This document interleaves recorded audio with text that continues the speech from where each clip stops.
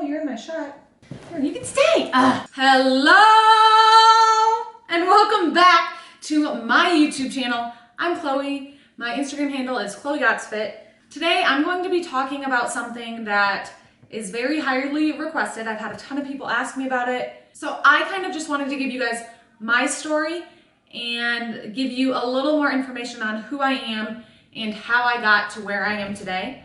So this is my fitness journey. Aww. So a lot of people ask me how I got into lifting, and it's kind of like a long and very emotional story for me.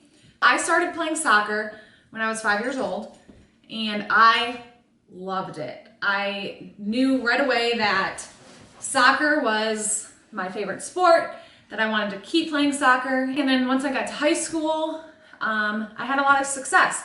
And I realized I was pretty good at soccer, and I had this new dream to play Division I soccer. I was so excited when I received a Division I offer from Eastern Illinois University. I started playing in college. My freshman year was my first collegiate year, of course, and Maisie, I knew it was going to be tough. I knew it was going to be emotionally and physically draining. We were practicing 3 times a day, and my body was, it was tired. Everything was going great. I loved soccer. I loved my team.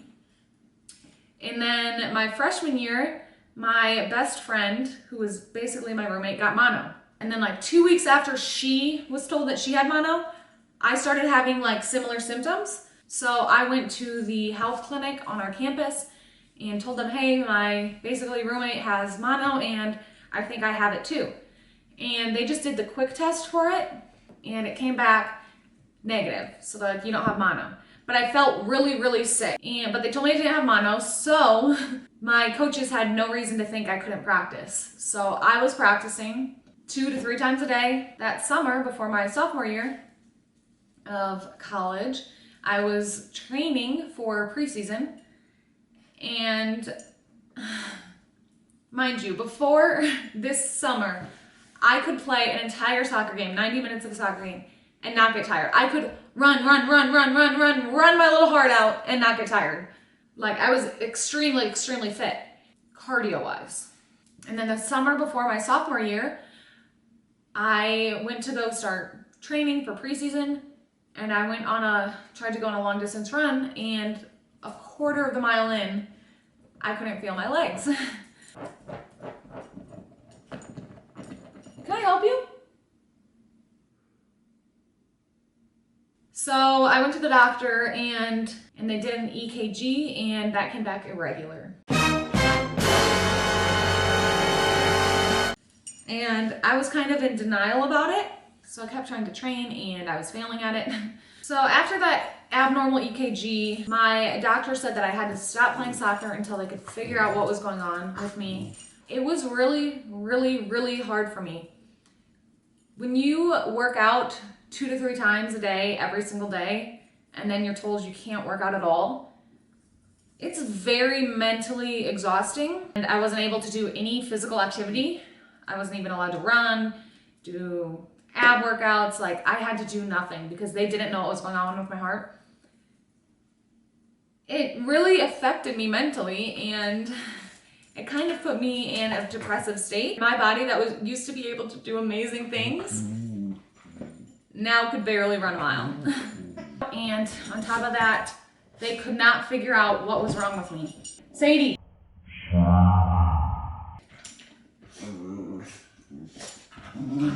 And one day I was sitting in class, economics class to be exact, and I passed out. I was just sitting at my desk and I just passed out. No idea why. I woke right back up and I was sitting there and I was like, that doesn't seem normal. So I called my trainer. I left class, called my trainer, my athletic trainer, and I told her, I was like, hey, I just passed out in class. She's like, okay, I'm coming to get you. We need to take you to the ER. So my trainer took me to the ER. They did an EKG, and again, it came back abnormal, and my blood pressure was like extremely low. And the ER doctor came into my room. It was just me and my athletic trainer, and he said, your heart is not beating how it should, and your blood pressure is so low that I'm not sure your heart's even getting enough blood right now. We need to do emergency surgery to put a pacemaker in. You guys, how old was I? I was 19 years old. My mom, my dad, no family with me, no friends with me. And the doctor told me that I needed a pacemaker put in. It's safe to say I was freaking out a little bit. I had never imagined that I would need a pacemaker at 19. The doctor was like very frantic, like, you need to do this, we need to do the surgery. And he's like, do you have a cardiologist back home? And I was like, yeah, I do have one. And so he's like, okay, I'm gonna call him, let him know what's going on, that we're gonna do this, and then we're gonna prep you for surgery. And he calls my cardiologist, and my cardiologist says, absolutely not. You are not going to put a pacemaker in a 19-year-old who's perfectly healthy other than some weird thing going on with her heart. You're not doing that.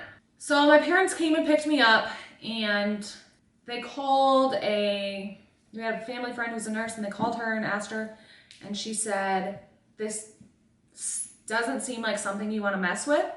If it's her heart and she's passing out, something is going on and we need to figure it out.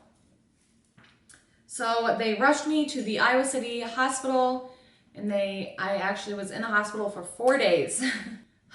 It was a long time, just doing tests, running CAT scans, just all of the above. In the end, they found out that my heart was enlarged and I had the mono strain, but I had never been diagnosed. So they think that I was misdiagnosed by my college's health center. And they told me I didn't have mono, but they didn't do the thorough test. They just did the quick test, and I actually did have mono, and I kept practicing and working out and just really straining my body, and it put a lot of stress on my heart. And I don't know, it was really hard from that moment to come back. My doctor told me he didn't want me to play soccer anymore, but when you worked your whole life to do something and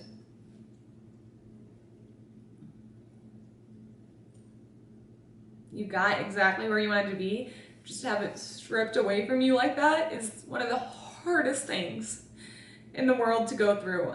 I felt like I felt unlucky. Like I was like, why me? I've worked so hard for this. Why does this have to happen to me? So I was kind of in denial for a while. I kept trying to play soccer, and I just kept wearing my body down, and I would get so mad at myself when I couldn't do something. Like if we had a fitness test or we were doing conditioning and I had to stop early or I was the last one to finish, I really beat myself up mentally for it.